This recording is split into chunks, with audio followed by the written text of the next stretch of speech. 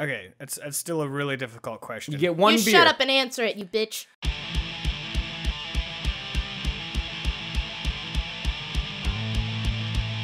Shirt.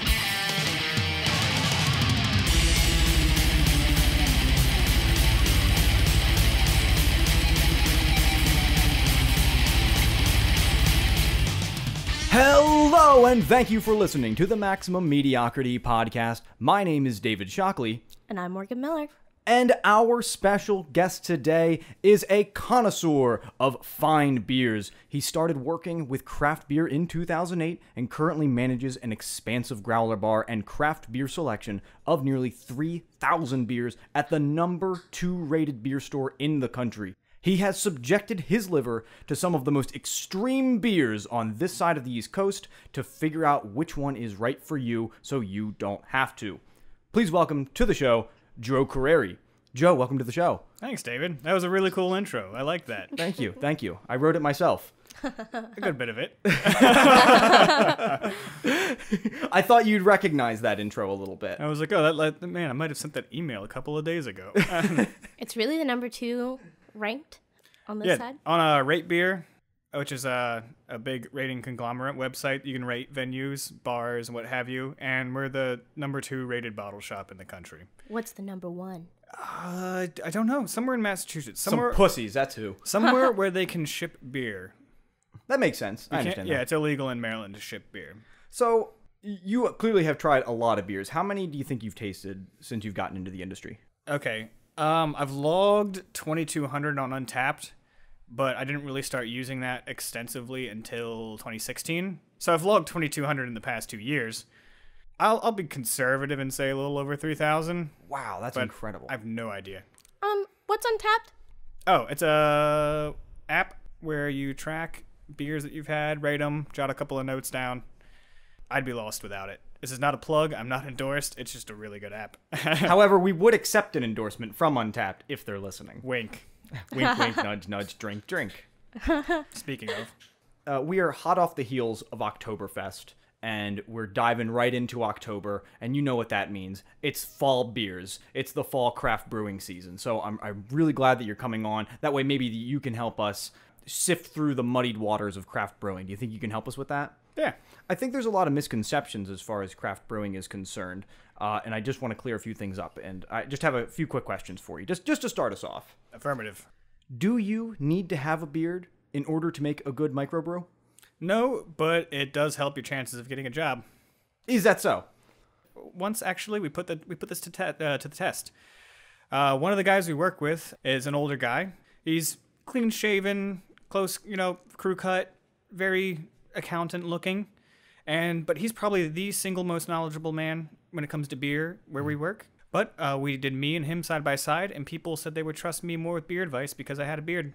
Wow. That's incredible. I thought that was just a joke. That's really a thing. Nope, we tested it. Wow. Another quick question about beer. Are IPAs as good as everybody says they are, or do you think it's just a big, bitter hype train that is eventually going to pass us by? Everybody's different. Everybody has a different palate. For some people, it is the most glorious liquid to ever touch their tongues. For some people, it's just this bitter, astringent, disgusting fluid. It's by and far the most popular, best-selling style of craft beer. So take that for what it's worth. But yeah, they're good. I like them. Good. And do you think acquired taste is just self-imposed Stockholm syndrome? Yes, that's what I did with red wine, actually. Really? I kept going to wine tastings and shoving it into my mouth until I found one or two that I genuinely liked, and slowly built up a knowledge and tolerance of the flavors in red wine. And same thing with bourbon and whiskey. Spent years and years and years not liking it, but just kind of forced myself to like it by drinking as much as often as possible. That sounds terrible. You just forced it down your throat. Yeah, sampling. And eventually sampling like many it. different ones, small portions at a time. Mm-hmm. I feel like all wine kind of tastes like a foot. It does. Like all of it. Especially red wine. 1,000%. It's like, which type of foot would you like to taste today? Yep, The one that just came from the gym, actually. That's what I There are want. many, many different kinds of red wine, I've learned. And some are like I find amazingly good, but some like the really tannin heavy ones I do not like. It's like eating a ball of yarn. It's pretty gross, but the people who are wine air quote experts love that stuff. But more power to them. Tannins, that's the thing that makes you go. It feels like a ball of yarn. Ooh, you just made somebody cringe listening to that. Or ASMR. Yeah, I was gonna say, or the I opposite. hear of that's a cringe. good therapy for some people. Huh.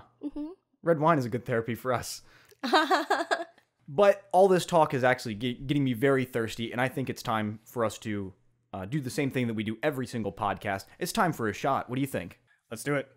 And for the record, I don't generally drink hard liquor. I can appreciate some of it, but I'm doing this because I'm here and I'm part of the team today. And Morgan, what are we taking a shot of today? Well, you are drinking New Amsterdam vodka. I have Jose Cuervo. And Joe has Jamerson. Close enough. And Joe, what are we drinking today? Because you actually brought the beer for us.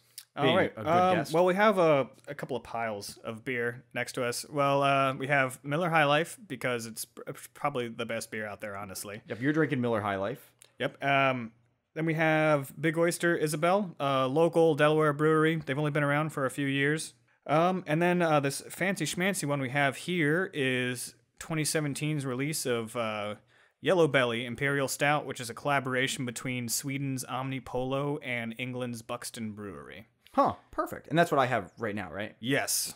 Okay. Well, ladies and gentlemen, cheers. Bottoms up. You know what? This beer would be a lot better if I didn't just do a shot of vodka. Yeah, so go ahead and take your palate cleanser beer. Oh my god. The palate cleanser beer is an essential part of any tasting experience. Is it? Yeah. So that way, even your cleanser still gets you kind of drunk. Nice. And the palate cleanser beer, we're doing that, is High Life for us. So I tell people I've had thousands and thousands of different beers, but High Life always hits the spot for me. It always works. I'm glad that you say that, being such a beer expert as you are, because I love High Life, and I always feel like when I drink it, like I'm this weird pansy guy for liking a domestic beer that seems to think it's better than everything else. But it's true. It is. Yeah, I'm not a beer snob. There's a difference between like a beer enthusiast or a beer geek and a beer snob. Snobs won't touch certain things for really dumb reasons. I love all the beers. So you do love all beers, like, as you've drank so many that your palate you must be able to appreciate something in every beer, right? Yeah, there's a time and a place for Miller Lite. Just the same thing as there's a time and a place for some barrel-aged, double-digit monstrosity of a beer. And you do a lot of recommending beers to people, right? That is a pretty big part of my job. So I gotta ask, let's say somebody comes in and they've only drank like local domestic stuff, like big name stuff, like Budweiser or Miller, like Miller Lite. So if that person comes in and that's all they've had, what's like the first thing that maybe you would recommend to them to like not blow their taste buds out with bitterness or German something beer. like that? German beer. Yeah, hands down. They make all kinds of stuff, so I'm generalizing it a little bit here. But lagers are their main squeeze, and lagers are a lot more approachable for people. There's exceptions to what I'm about to say, but they tend to be simpler because lager yeast is more efficient during fermentation because it doesn't float on top of the beer. Mm-hmm. And there's less residual sugars, less complex compounds making all kinds of wacky flavors that you find in ales. So you know quite a lot about the actual brewing process as well, right? Yes, I've never done it, but I just kind of, in order to know about the tastes of the beer, you have to know a lot about how it's made. Well, that's good because we have the official Maximum Mediocrity Pop Quiz for brewing. Are you ready? I'm as ready as I can be. Great, because I'm now going to explain the rules now that you have already agreed to take it. The way this game works is we have 5 quiz questions about brewing and about beer in general. If you get 3 of the questions right, then as the creators of this quiz, me and Morgan will have to take a shot, even though Morgan had nothing to do with it. God damn it. Excellent. She just gets punished every single time. Now, if you fail to get at least 3 questions correct, then you have to take an additional shot. Oh, I hope I don't take a shot to my credibility with this. Now, I understand that you're not really that big of a liquor drinker, so we will substitute. If you want to instead just like down a beer, that totally counts in my book. I shall do that. Okay, then we'll do that. I also like to say that this quiz comes to us from Britannica.com, so courtesy of Encyclopedia Britannica. As per the Maximum Mediocrity tradition, we just steal from everyone else. and don't do anything ourselves. Joe Carrere, are you ready? Yes, sir. Question 1. In the brewing process, the fermentation step turns sugar into alcohol and what else? I have 4 options. Okay, hit me. I wasn't sure if you were going to try to go for I it. was like, oh man, that's like the main thing that it does. Some people, when they come on the show, they think they got the questions and they can just live fire them without even the multiple choice. So I wanted to give you that option if I'm you off wanted. to a great start. Okay. All right, hit me with the options. Malt, nitrogen, carbon dioxide, or more sugar? I can read the question again. Carbon dioxide. Carbon dioxide? Is that your final answer? Hit me, yeah. That's correct. He's on the board. All right. I kind of questioned it a little bit because they usually force CO2 at the end of the brewing process, but it does make CO2. It's one of the byproducts of the yeast farting. Essentially, that's what they do. Perfect. They shit alcohol and fart CO2. I wish I could do that. It's a beautiful creature. Question 2. Generally, which ingredient is malted at the beginning of the brewing process? Barley. Barley is correct. Jesus fucking Christ. It's not looking good, Morgan. We're doing a shot. Yeah. Yeah, you guys are doing the shot. You're 2 for 2. Question 3. A session beer usually has which characteristic? Low alcohol by volume. Low alcohol by volume. Is that your final answer? Yeah, Not without reason to rest. that's it. God damn it, I tried to trick him in everything, Morgan. Fucking 3 for 3. We're already taking the shot. Hold on. What should I make your shot? Let's get that. I want vodka again. All right. We have our beautiful stagehand, Abby. She's going to go ahead and take care of the shots while we answer the rest of the questions, okay? Hi. All right, let's do this. Question 4, just for fun. So let's see if you can get 5 for 5. All right, let's do it. I'm excited. Question 4. What is the process of separating the wort from the solid remains of the mash called? Is that draining, running, mining, or loitering? Loitering? Loitering. Oh man, I don't know that one. Guess. Because I knew they usually do it in the whirlpool. They just use centrifugal force to do it, and then it drains to the bottom of the conical bright tanks, and they just siphon off all that stuff. Of course. We knew that. That Yeah, of process is probably one of those names. I can read them again if you want. Hit me. Read them again. Yeah. Draining? Okay, I'll do the question again. What is the process of separating the wort from the solid remains of the mash called? Draining, running, mining, loutering. Loutering sounds cool. Let's go with that. God damn it! He's right. 4 for 4, just out of sure luck. I definitely knew that and didn't just guess. Question 5. What causes skunked beer? Light. God fucking damn it. That's why is all impressive. beer. Okay, PSA. All beer that comes in green bottles has already gone bad by the time you drink it. Really? So if you like it, you're just wrong. That man. I get that'll be the my beer snobby thing I'm allowed to say. Heineken is objectively incorrect to drink. Anything in a green bottle you would stay away from. Oh yeah, That's your first piece of advice. 110%. That's your first piece of advice for anybody that is interested in drinking some beer. Avoid green bottles. It's a tragedy because some really good breweries still do it for some reason. Like Triple Carmelite, which is a Belgian beer, they still do it in green. And last time I bought it, it was skunked, and it made me really sad because it's a phenomenal beer. So what you're saying, it's better to buy canned beer. Oh, yeah, 110%. So you recommend canned beer over bottled beer for the most part?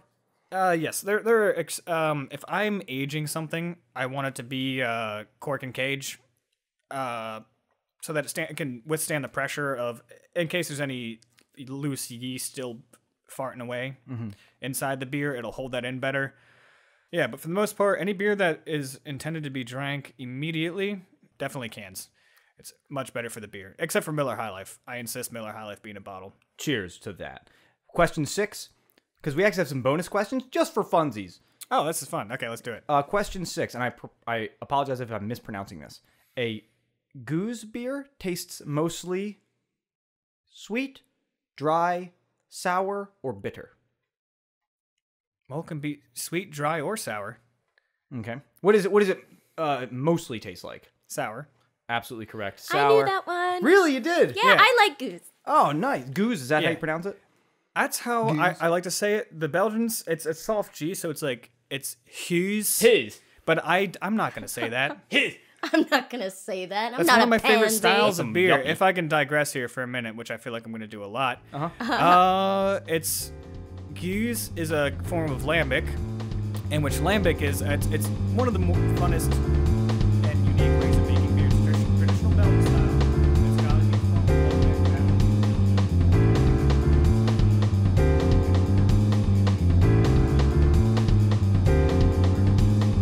All right, I'm done.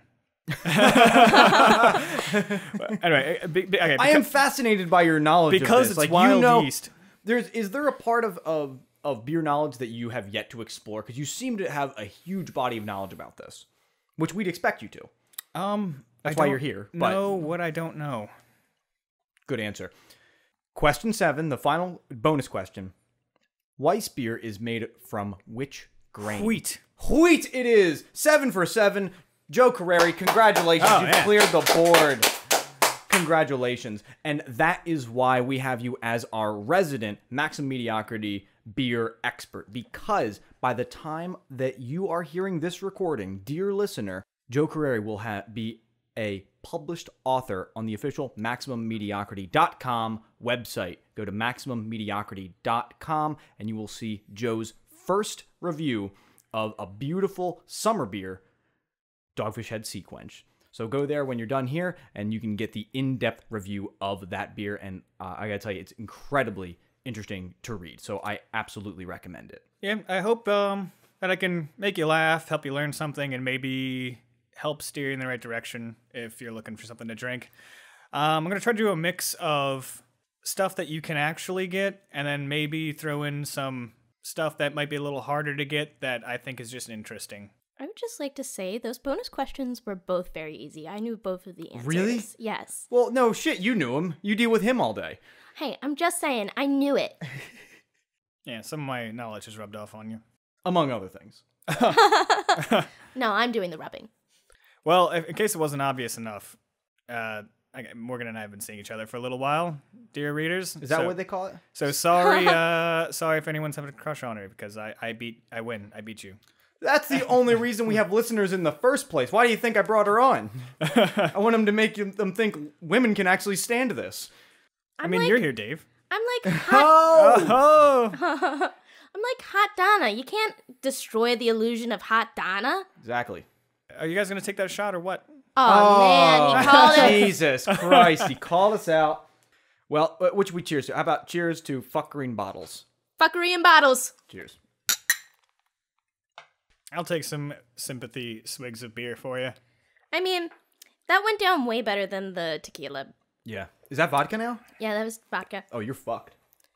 Do you have an issue of, like, where you can't mix alcohols? I think it's when I drink too much. That's when I get sick. That's usually it, I guess, right? Yeah. Well, we are going to be fucked by the end of this. Oh, I We have have no doubt. We have a lot of drinking-related Yeah. activities involved here. And all the sipping beers that I brought are all over 10% alcohol. Like this, the Yellow Belly here from... Can you tell us a little more about it? The beer? This beer here? The Yellow Belly. Because I really like it. Like, I'm just sipping that. I usually don't like, what is it, like Guinness-esque beers, just after too many Irish car bombs back in the day. But this is actually really easy. It goes down very easy. It's nice. Well, it is below 70 degrees now, so it's stout season. That's that's my book. Okay, like I said, a collaboration. Omnipolo contract brews a lot, because it's a lot easier for them to brew a beer where they intend to sell it than it is to ship it out from Sweden. Mm-hmm. Makes sense. But this one is still imported. It's brewed in the UK by a much larger brewery called Buxton. You might be kind of surprised with what you see, the appearance of it. It comes in what looks like a KKK hood. Yeah, it's made to look like a KKK member, right? Yes. Which is why it's called Yellow Belly. Yes, and then it has a very positive and inspiring message against racism and fortifying a belief in diversity and tolerance, saying that people that hide themselves anonymously while being assholes are cowards. So this is a brewing company that clearly doesn't give a fuck. Yeah, and then Sweden. Sweden's super progressive. Yeah, totally. I actually had some more questions about, like, more stuff about beer culture in general. Okay. One thing that's always bugged me was there's a lot of different glasses that beer goes in. Does that actually do anything? I have a lot of different black glasses that I put beer in. Like if I'm drinking a Trappist beer, if I'm drinking a double, triple, a quad, something like that, those beers tend to be highly carbonated, so I have a big Orville chalice that I drink those out of. It's got the wide mouth dissipates the carbonation faster, And it looks... So there is actually something to this. Yeah, certain beers dissipate the carbonation differently. Some focus the nose of the beer differently. I have a couple of glasses that I just use as catch-alls, really. I don't get 150% into it. How important is having the glass that's specifically made for that beer when tasting it? Do you think that's important when somebody's tasting it for the first time, or do you think that you can pretty much put it in like a normal shaker glass, any beer, and get most of what you're trying to get across? The beer we're drinking now, I wouldn't put in a normal shaker glass. Okay. Because it's really aromatic, and see, when you have the beer right up to your face like you're doing right now, once the top rim of that glass is around your nose, take a big, deep whiff as you're letting the beer into your mouth. All right, let me give it a shot. Oh, my turn. Oh, that's good. That's good. We totally weren't doing that last night at Oktoberfest. Surrounded by thousands of people. Did you have a good time? That was At great. the time of this recording, we were just there yesterday drinking our faces off, and now here we are, day drinking once again for comedic reasons. Speaking of specific glassware, I brought my 1-liter Oktoberfest Stein with me to the event because I just have one laying around. You never know when you need to put 3 beers into one glass and drink it super fast. There's a glass for every occasion. I do have one question. What makes a beer a craft beer? There is a volumetric definition about how many barrels per year the brewery can make. I don't remember the number. That would have been a great quiz question for me. There's an upper limit. Like you wouldn't have gotten that one immediately. you have like Sam Adams and Yingling are technically craft breweries because they produce under a certain number of barrels per year. But some people would define it as independently owned breweries. So that would exclude anything owned by Anheuser-Busch or something, or one of the other conglomerates. But there's plenty of AB-owned breweries that I think are still craft beer. Okay, gotcha. Well, we are going to get into a little bit of a game that you brought for us to play. Is Yes. that right? Can you explain the game that we're going to be playing as far as craft beers go and as beers go? I think that anyone who's into beer should develop their palate, and using that should be able to kind of deconstruct beer and really define what it is and detect all the little nuances. And we're doing that today with a blind tasting. These are always really fun. You learn a lot about what you're drinking, and you learn a lot about your own palate. So I constructed a very special 6-pack of all of the cheapest light beers on the market. And we are going to blindly taste them and rate them and even try to guess a few if we're feeling up to it. Okay, gotcha. So these are some of the cheapest domestic beers that you could find. So we're going to try to taste them out, see how we like them, and then maybe try to guess which ones they are. Yes, I think any sucker could pick out, some crazy, very distinct, heavy beer. But these are the wateriest, lightest, blandest beers on the market. Yeah, my piss is darker than this. This is we've just been handed the first one, so we have no idea what this is. So let's see. Let's just smell it, Morgan. Let's see if we can get an idea of just by the smell. What are you getting off there? Nothing. Yeah, it's pretty odorless. Yeah, it's just water. That's water, definitely. You get very slight, weedy, grainy smell. It smells very wet. Yeah, a little weedy, I would say that, but not like in a cereal type of way. More like I'm in a barn kind of way. It's got very low carbonation. Like, I'm smelling my hand, not the beer. These are adorable little glasses that you've brought. These are nice. They're not shot glasses. They're bigger. They're like sample The glasses. one you're holding, Morgan and I got. Yeah. We went to the Dogfish Brewery, and they gave us those little glasses to keep. First of all, they had us carry that glass around for like a whole half hour. I was like, I put it in my pocket. She's making. I was like, I put it in my how do pocket. I, She didn't have to carry anything. Why you gotta make the story lame? I just saw daggers fly across the room from Morgan's eyes to your face. I'm not gonna pack mule without recognition. That's fair. That's fair. All right, so guys, what do you think about this fine beverage we have in our hands? Okay, I'm gonna give it a little taste. I don't think I like it very much. This is hard to hate because it really doesn't taste like anything. Yeah, it's, but it's what I ever do- so slightly sweet though. Is it? It's got a slight residual sugar to it. It is probably the lightest beer I've ever tried in my life. I understand why this is cheap domestic beer because it's just cut with 50% water, I imagine. Well, a lot of them do high gravity brewing, where they brew it at pretty much twice the alcohol, and they just water it down at the end before they can it. I'm getting more of the carbonation under my tongue, if that means anything. Right? It takes me a long time of having it in my mouth to actually taste even anything. All right, and leave some in the glass. Don't just chug it, because I'm going to plan on lining them up and then doing a very heavily scrutinized ranking of these terrible, shitty beers. This one is heavily chuggable, though. That is a good benefit, I can say. Okay. Let me correct myself. They're not terrible, shitty beers. They have their place. At parties? Yeah. For frat boys? They're just relatively shitty. No, I like that. That's actually not bad. I like that because it's you know, this is like the wallflower beer.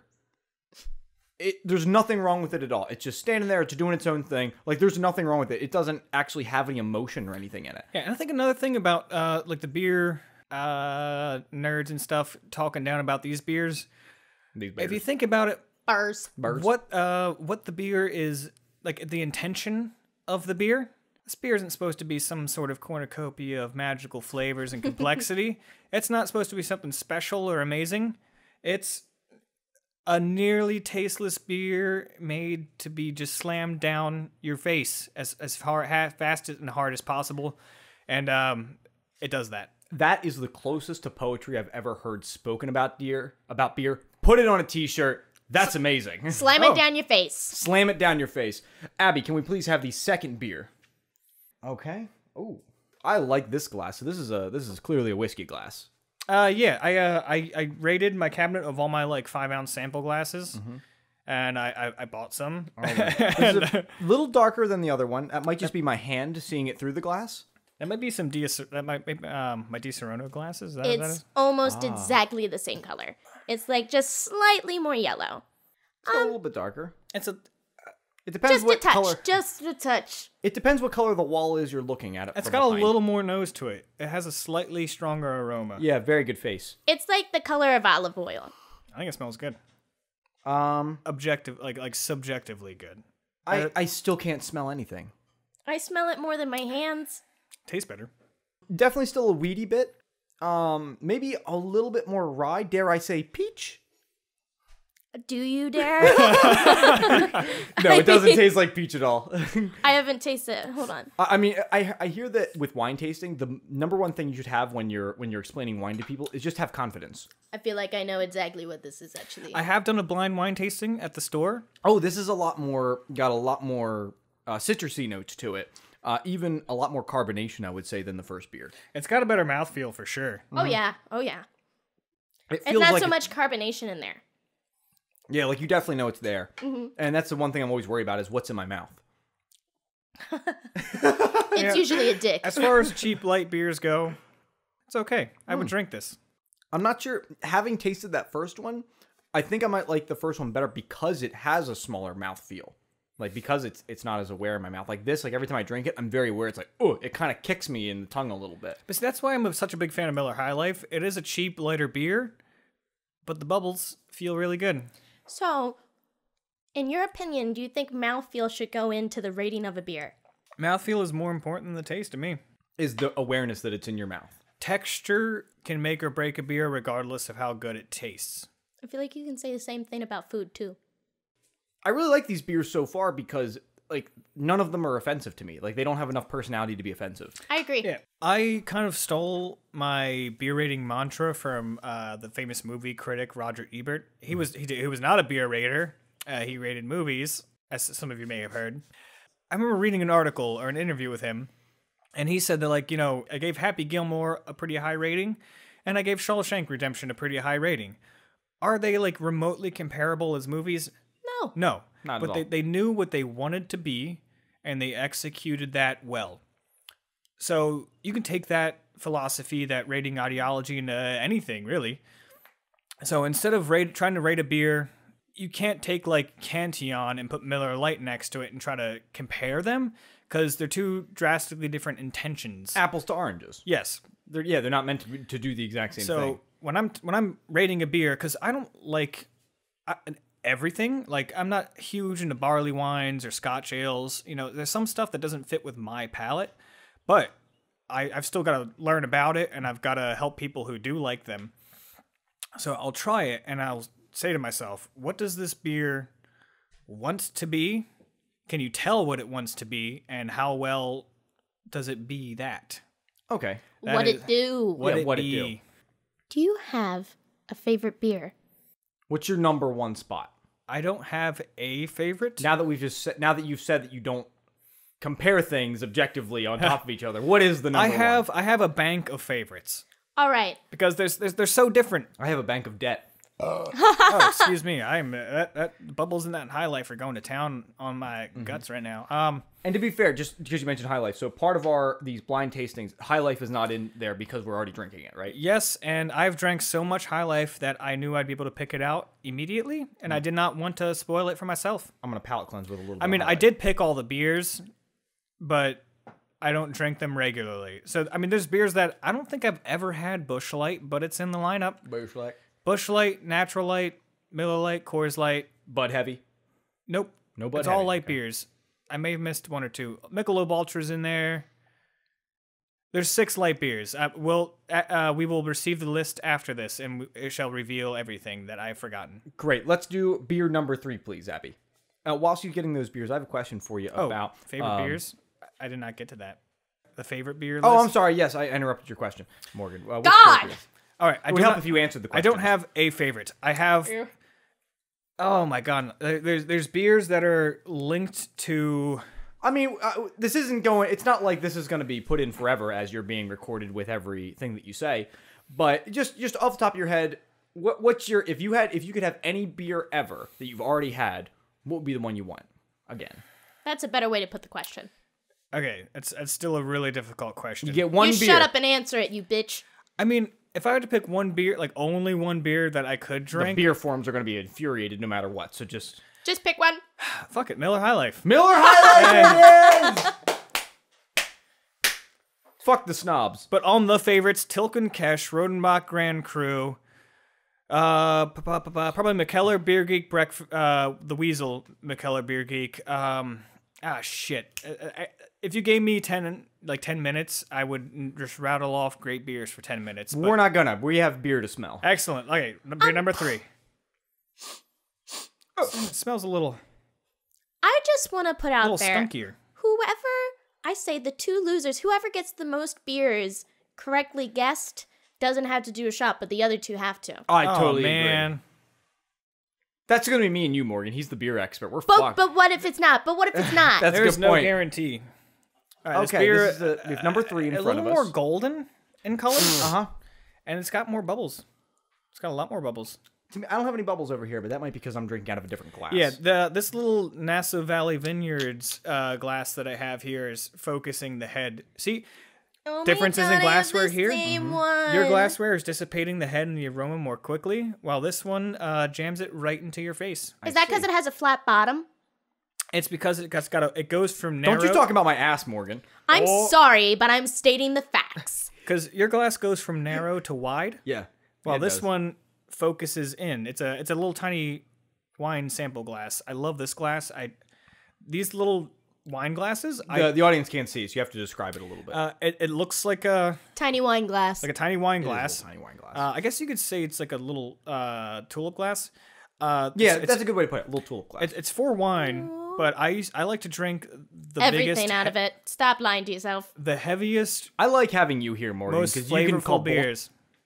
Anytime he's ever gave me a beer to taste, it's been in a tiny wine glass. Except for one time it was in that giant chalice thing. I like to do them in these small little 4 or 5 ounce glasses, so you can take your time. I like it. Okay, so let's see. Now, what are some things maybe we should be looking for as we smell it and as we taste it? Can you kind of give us a guide, Joe? Malt is that's kind of a broad term, but malt can present itself as sweetness. Maltiness and sweetness are semi-synonyms, but not quite. Like you can think of when describing beer. Nice one, Morgan. That was Morgan, by the way. Very womanly of her. You can think of sweetness as more like sugar candy sweetness, and malty is like bready sweetness. Gotcha. It's a grain. It's like the same stuff bread is made out of. So maybe these beers aren't the best example of what to look for because there's Because it's also mild. They use 6-row malt, which is you get more grains per stalk in 6-row malt, which is why all the big beer companies use them. Gotcha. They like to tout 6-row malt as some sort of feature of their beer, but it's not. So let's give this thing a smell. What impressions are you getting right now, Morgan, from this beer? It's beer number 3.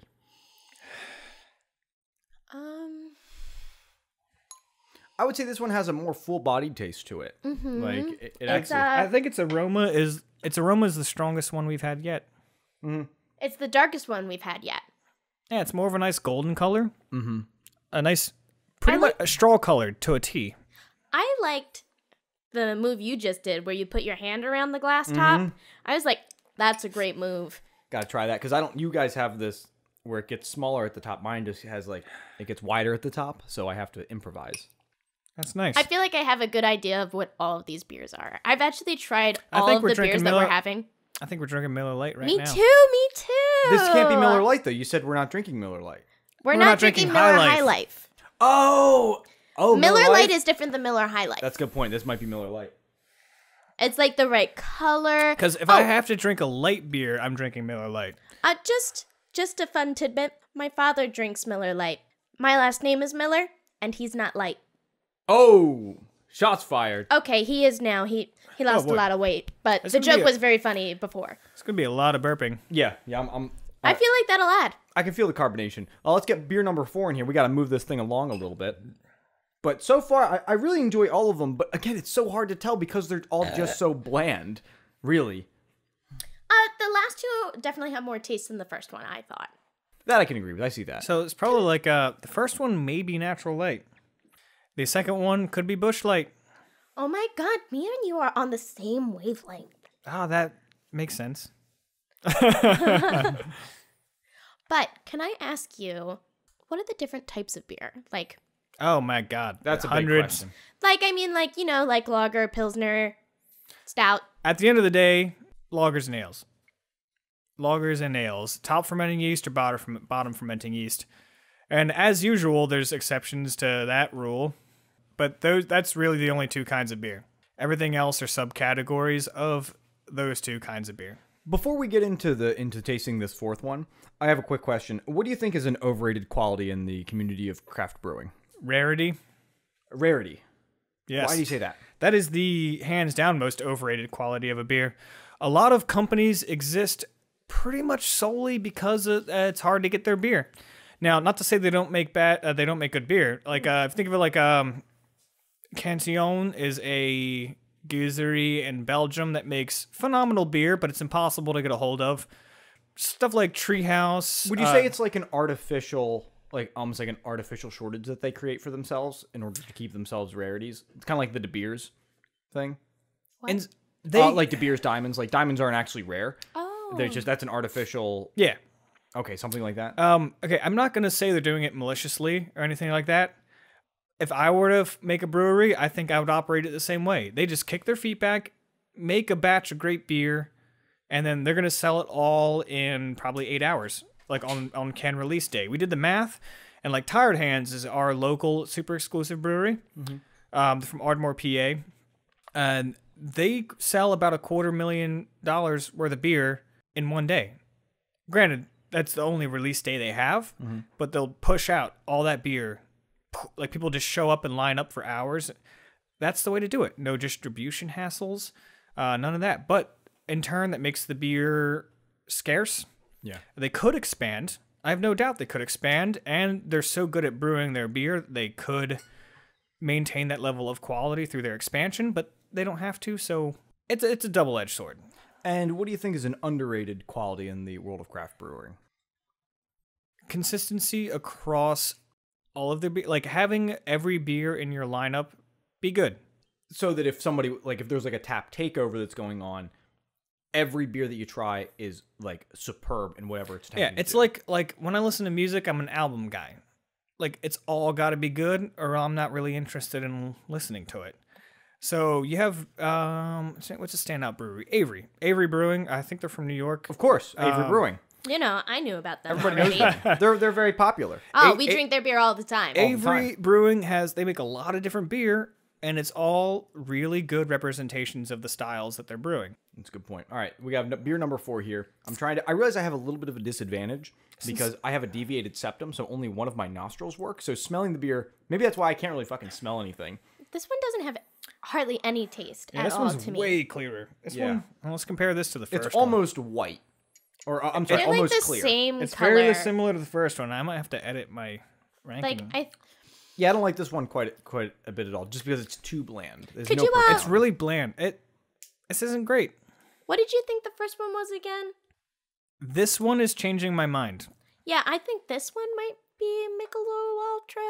Michelob Ultra is slightly sweet. I should not be giving you guys hints. Oh, Michelob hey, look, Ultra. I'm trying to trick him. I'm more- trying to trick him. Yeah, I think it's Yingling.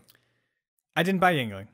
That would make sense. And that's also a different color. Yingling is like red. I should have slipped a few extras in here just to throw you off. That would have been This is your game and you're gloriously playing. devious. Why don't you think of this in the moment? Gosh dang it. I know. It's like, what if the beers come out purple and I'd be like, oh, I wonder which one Dave slipped in. It's like the dragon fruit from Liquid Alchemy. Oh, I love that one though. But I would definitely be able to pick it out because, you know, it's pink. Okay, let's try number 5. But I like that one. Oh, no, I'm sorry. I hate that one. Yeah, that one is, I think, sorry. not great. Like, it didn't taste like anything. Like I That's said, literally I just can water. I can appreciate a well-made, super light, crisp, light beer for what it is, and I don't appreciate that one. I like the smell of this next one. Number 5 we have in our hands and is coming in my whiskey a whiskey glasses. glass? I love it. These We are my had to some of my raid favorite all the glasses. glasses. It's great. Thank you. You're doing dishes tonight, girl. A lot of fucking dishes. I already like the smell of this one a little bit more. It's a little bit more potent. Almost has more of a lager smell. I like this one best so far, I think. They're all technically lagers. Can you run down what they are possible to be? I phrased that weird, but you know what I want. Yeah, like what are our possible options? I just bought these like an hour ago, so I should have retained this information. Miller Lite, Bud Light, Coors Light, Big 3. Busch Light, Natural Light. I'm having a hell of a time remembering that last one. Michelob Ultra. Isn't Michelob Ultra? Don't golfers really like that? Yes, that's because they are a sponsor of the PGA. Oh. And, well, Michelob Ultra was initially developed and marketed to get more women drinking beer. That explains why golfers like it. That skinny can, you know. But don't more men drink it now because it's advertised by Channing Tatum or somebody Golf. like that? Golf. It's all golf. Channing Tatum, I don't know. Maybe he does. I don't know. Or maybe it's Chris Pratt. Somebody famous that's a man advertises for this now. It's getting endorsed heavy. But it was initially formulated and marketed toward women to get more women drinking beer. I really like that one. That one's really nice. It's probably Michelob Ultra. It probably is. It's got, I don't know, that one has more of a taste to it, so I imagine it's a little bit more It's a little expensive. sweeter. So. Yeah, got a little sweetness to it. Let's get number 6 in here, the final one. This is gonna be rough. I don't think I'm gonna do very well, honestly. Out of a champagne wow. glass. Very I nice. feel so fancy right now. It's like not nearly as bubbly, but I feel like we could. I think we've easily broken the record of glassware used on this program. 100%. Oh, easily. You got the little one. I know this is one of those bitch. Dogfish Head ones. I like it. What do we drink out of these? The beer was called Ball Peen Hamster. Hamster. It was a draw hopped I Kolsch. liked it so much. That's another relatively tasteless one. Yeah, this one's tough. This is really hard. It's a lot harder than I thought it was going to be. Yeah, these are all like super freaking similar. I think what we have proven is that domestic beers, like these very super light beers, don't taste very much different from each other. So if you're going to go with one or the other and one of them's on sale, go for the sale, kid. Go for the sale. So we've all had a chance to try all 6 beers. Has everybody tried all 6? Do we feel like we've established their palate enough? Yes. We have deconstructed these light, watery beers as much as we can. Perfect. All right, Joe, we're just going to go one by one. Why don't you say what you think each one is? And then at the end, we'll reveal. All right, number 1, Natty. 2 Coors Light, 3 Miller Light, 4 Busch Light, 5 Michelob Ultra, and 6 Bud Light. Okay, good. So you have them all written down. What do you think, Morgan? Natty Light, Busch, Miller Light, Coors, Michelob Ultra, and Bud Light. Very similar. Yeah. All right. I'm actually going to try each one again, and I'm going to go for another shot because you guys were real quick. I was like formulating my answers while we were tasting them. Number 1 is Busch Light. Number 2, a lot more kick to it, or at least a little bit more kick to it. I'm going to say Miller Lite. I'm not writing these down, so this is just randomness. Ooh, number 3, Michelob Ultra. Number 4 is a little bit more potent. I'm going to say number 4... Coors Light. Oh, God damn, I'm stupid.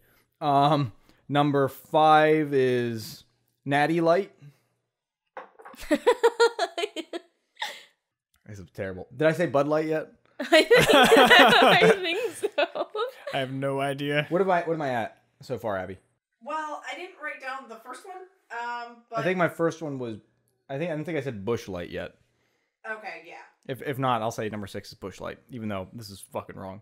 I just want to drink. After we turn the cameras off, we're drinking them all. Okay. Did you write mine down, Abby? Did you? Yes. Okay, perfect. Can you please reveal the order? Did you guess all of them? Oh, I'll reveal the order.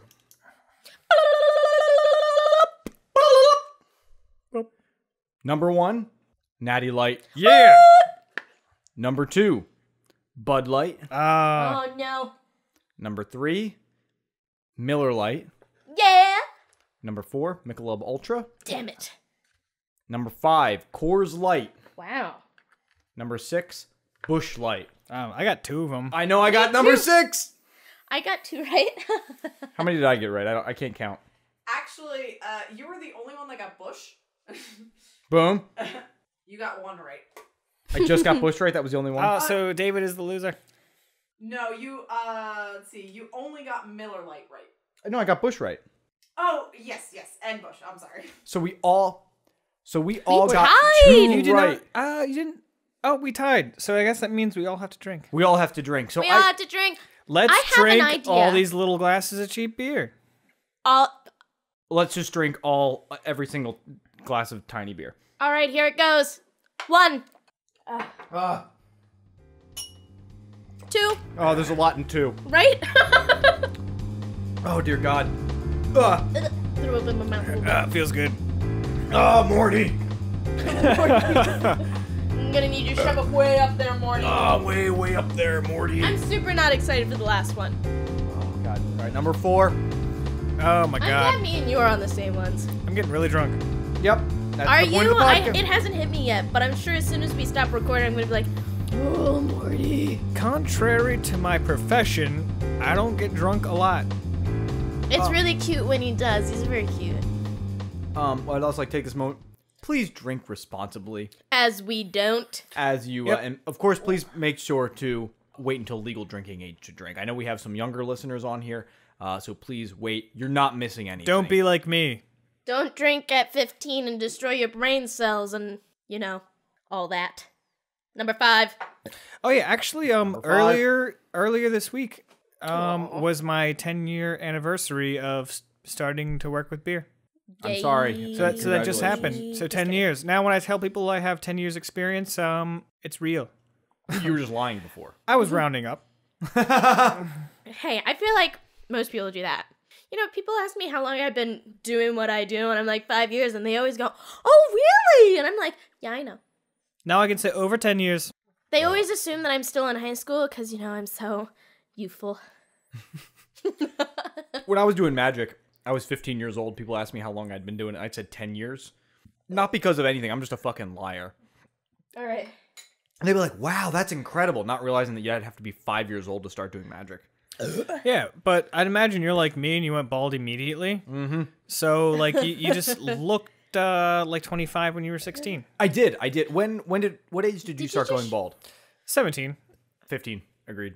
Yeah, so, like, I had long hair at the time. Like, really long, luscious, extremely white hair. It was not gorgeous, though. Yeah. Don't Perfectly let the word luscious replace the word gorgeous. It Yeah. looked bad. And then it wasn't until 22 when I finally broke down and started shaving it. Thank God. Oh, yeah, then I immediately started slaying poon. All the poon. Paraphrasing. Lying slightly. You mean pussy. Slaying. That's the word we're lying on. Hey, hey, I went from 0 to 4 in 1 year after I shaved my head, so I take that as direct correlation. All right. Okay. You're still on number 5, shut up. Yeah, I'm on number 5. Slamming It's just up- a lot of liquid at once. That's the real problem. We're gonna If I pee didn't have to so pee much 5 later. Yeah, I was saying, if I didn't have to pee 5 minutes ago, I'm going to have to pee in 5 minutes. Okay, so while we're chugging beer at uncomfortable rates, I want to ask you some more actual questions about beer. Excellent. I've always been fascinated. I've always been fascinated by the marketing of small breweries as microbrewing has become more and more popular.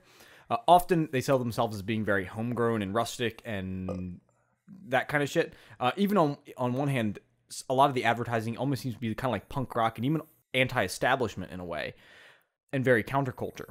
But despite this, it seems like everyone has a very fine spit and polish to it, almost like it's a front. What do you think about that? Do you think that these breweries are just kind of taking this marketing tool and running with it, or do you think that there's some validity? People that make beer love making beer, without a doubt. So they're very enthusiastic and they're very serious about their craft because it's an art form. It is art for the tongue, for the taste buds. They are crafting something, not to be literal with like the whole craft beer thing, but they are making a form of art in which you get to enjoy with a different sensory organ. Instead of your ears or your eyes, it's your mouth. Organs. And so One letter off from Morgan. I've met a lot of oh dear God.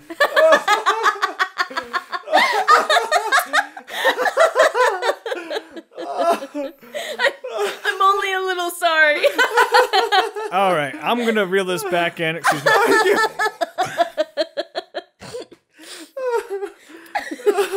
That might be the funniest thing you've ever said, Morgan. Not close your eyes and taste. Look at the advertising campaign differences between Budweiser and your favorite local Bud Dummer. craft brewery.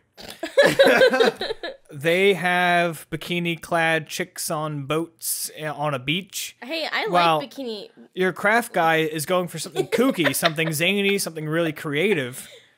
For their advertising, they have to pick really cool names for their beers. They make really cool. The artwork is as unique and as creative as the beer itself. I would say even the artwork itself is almost sometimes when I'm going through the aisles of beer cans, I almost feel like I'm at a record store because of the artistic license that a lot of these people take. Where I'm like, are these punk rock records? They're artists. They are artists. I mean, it's like comic book-esque, and there's so much effort that Lord. goes into the illustration of it.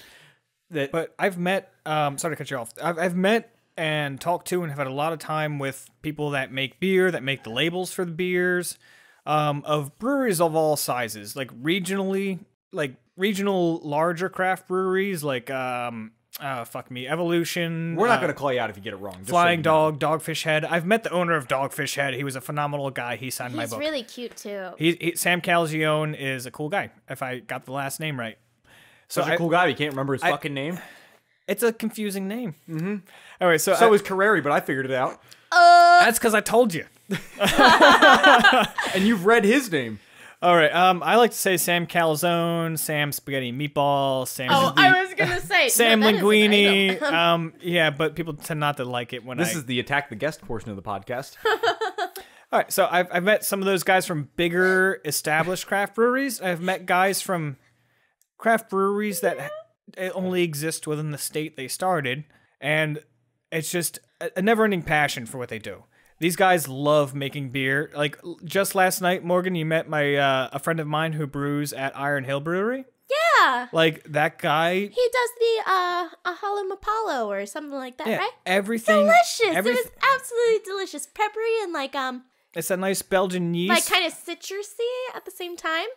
Belgian yeast, color. orange peel. It's like Blue Moon, but better. Way better, but you're right. It does taste a lot like Blue Blue Moon's fine. Hey, that is Morgan's heist name, and I need you to respect Blue Moon as the heist name. You're right. It is. Okay? If you had cared to listen to the end of the last podcast, you would have found that out. We can listen to it on the drive here.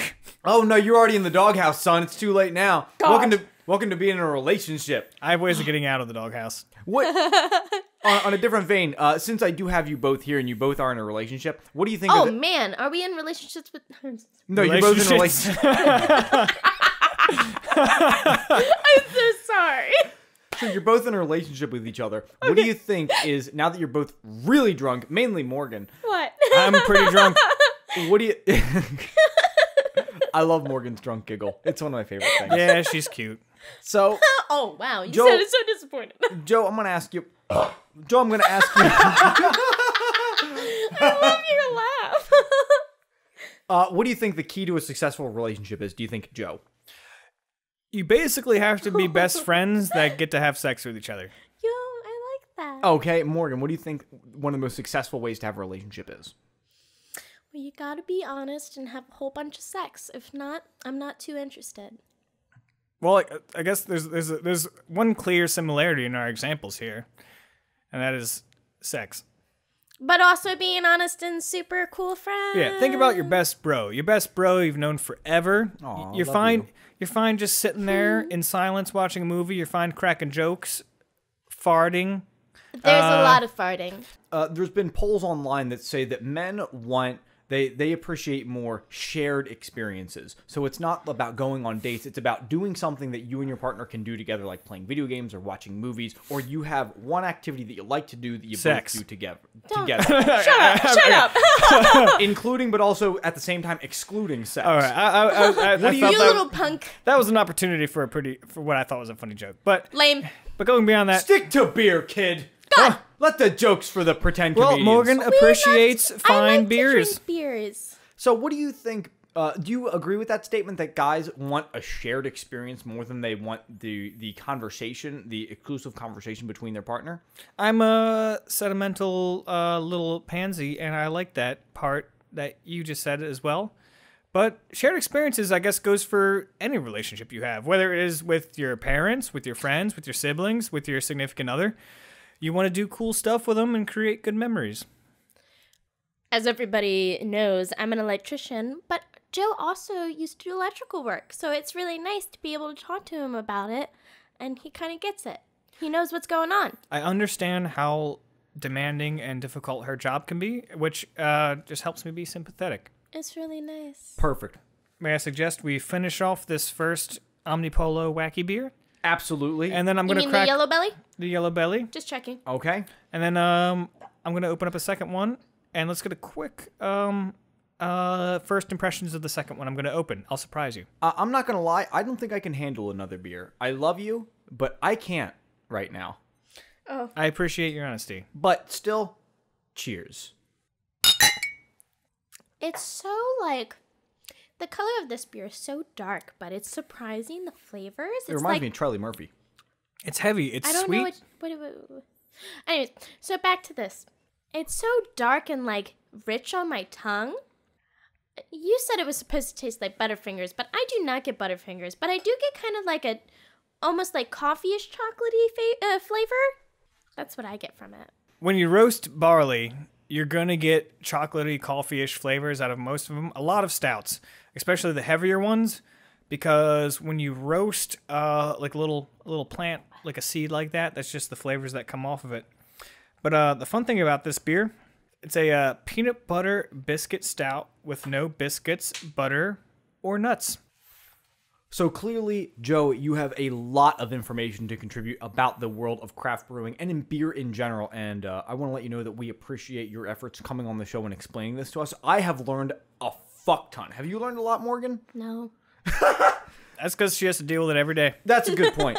But regardless, I am very excited to hear your series and read your series of articles that you're going to put on the Maximum Mediocrity podcast of different beer reviews, because even the editor that I sent your articles to, they love it. They think that they really enjoy the art and the illustration that you can put behind beer. So I think that our audience is really, really going to enjoy the experience of that and your own personal take on it, because you're incredibly knowledgeable, and I can't wait for it. Thank you. We're going to end out this podcast the same way that we end out every single podcast, we're going to play a little bit of a word association game. Are you both ready? Yeah. Yes, this is me rubbing my hands together in anticipation.